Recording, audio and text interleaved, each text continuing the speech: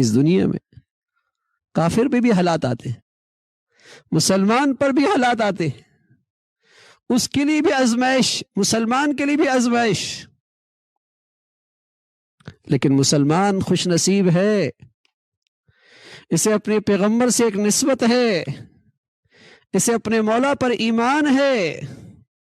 یہ آئی ہوئی آزمائش کو اپنے حق میں رحمت بنا سکتا ہے، اجر و ثواب کی چیز بنا سکتا ہے، کمائی سیزن بنا سکتا ہے، اور ایسا کرنے سے جو کچھ گیا اور جو کچھ نقصان ہوا، جو کچھ تکلیف اٹھائی، اللہ اس سے بہتر چیز عطا فرما دیں گے، بشرط یہ کہ اللہ کی طرف رجوع رہے۔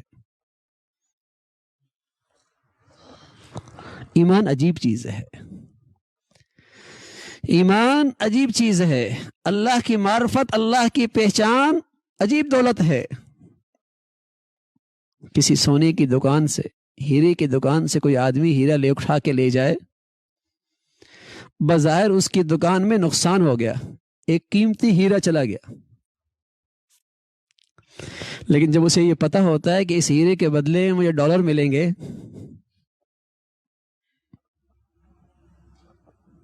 تو اس کی خوشی ہوتی ہے، اسے ایک اطمینان ہوتا ہے کہ دکان سے ایک ہیرے میں کمی ہوئی، ضرور ہوئی، بدلے میں ہیرے سے زیادہ قیمتی ہے، جو لے کر گیا ہے وہ ضرور اس کے بدلے میں ڈالر دے گا۔ لیکن اگر یہی ہیرا ایک ایسا شخص لے کے چلا جائے جو اسے جانتا نہیں ہے، بتائیے پھر کتنی مایوسی ہوگی، پھر کتنی پریشانی ہوگی، پھر کتنی تکلیف ہوگی، راتوں کی نیندیں اڑ جائیں گی، سکون غارت ہو جائے گا۔ ایسی میری مقدس ماں اور بہنوں، جب مسلمان کسی آزمائش میں کسی چیز کو کھو بیٹھتا ہے، کسی چیز کو کھو بیٹھتا ہے، تو اس کے لیے ایک حوصلے کی بات ہے، لیکن یہ حوصلہ تبھی ہوگا جب وہ اللہ کو پہچانتا ہے کہ جس ذات نے یہ چیز لی ہے وہ اس سے بہتر چیز عطا فرمائیں گے، اور اللہ کو اگر بھولا بیٹھا ہے، اگر اللہ کو فراموش کر بیٹھا ہے، تو یہ اس شخص کی طرح ہیرا تو لے گا لیکن اسے یہ جانتا نہیں ہے۔ اللہ نے کوئی چیز لے تو لی اس آزمائش کی گھڑی میں، کاروبار چلا گیا، مالی نقصان ہو گیا، صحت کا نقصان ہو گیا، اور کسی آزمائش میں آ گیا، کوئی چیز چلی تو گئی، لیکن اپنے اللہ کو پہچانتا ہے اور پتہ ہے جس ذات نے لی ہے اس کا وعدہ ہے، اس کے رسول نے بتایا ہے کہ اس سے بہتر چیز دوں گا اگر میری ذات کی طرف رجوع کیا، تو اس کے لیے ایک حوصلے کی بات، اطمینان کی بات ہے۔ تو اس آزمائش کی گھڑی میں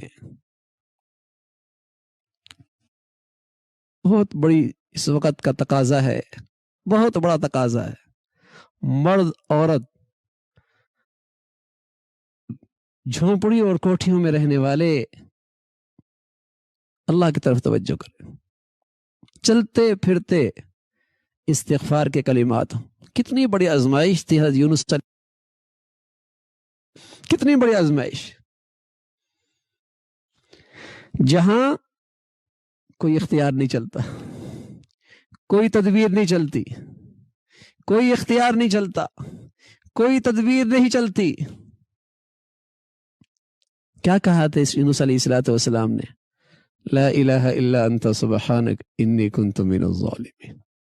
لا الہ الا انت سبحانک انی کنت من الظالمین، لا الہ الا انت سبحانک انی کنت من الظالمین۔ یہ پیغمبروں کی تلقین ہے، یہ ہر امت کے امام کی تلقین ہے، یہ پیغمبروں کی تلقین ہے، ہر امت کے امام کی تلقین ہے کہ آزمائش کی اس گھڑی میں اللہ کی طرف رجوع کر لو، اللہ کی طرف متوجہ ہو جاؤ۔ اسی سے اللہ رب العزت آسانی کے راستے نکالے گا. اور اگر آزمائش کا وقت ہے تب بھی اللہ رب العزت اس آزمائش میں